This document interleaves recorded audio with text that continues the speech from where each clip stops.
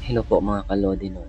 Nandito naman po tayo sa panibagong topic po na i-discuss po natin sa ating ah, pagbablog dito po sa Learn How TV. So ang topic po natin ngayon ay bawal nga po ba talaga yung pag-upload sa Facebook Reels ng mga static image. Yung pong mga o paggawa po ng video na image or larawan o photos lang po yung nakalagay.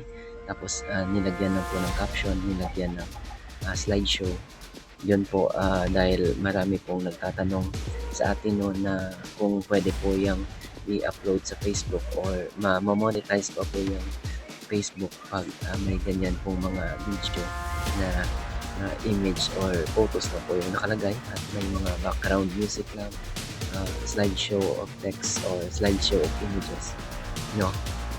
So sa akin po, sa aking konting pag-aaral, napatunayan ko po or na-confirm ko po na bawal po talaga yung pag-upload ng ganyang mga videos po, no? Kasi meron pong paglabag sa rules ni Meta at ni Facebook yung mga ganyang videos, no? Dapat yung ina-upload po natin yung mga original content, videos natin, original music, no copyright, original video, hindi po yung nagka-copy lang tayo ng mga videos kung saan saan. Yung original content po natin na original video po na ina-upload natin dito sa Facebook.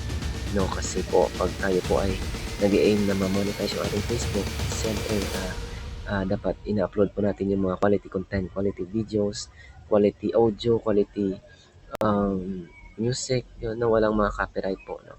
So, yan lang po at sana may natutunan po kayo sa araw na ito sa ating vlog. Thank you so much and God bless.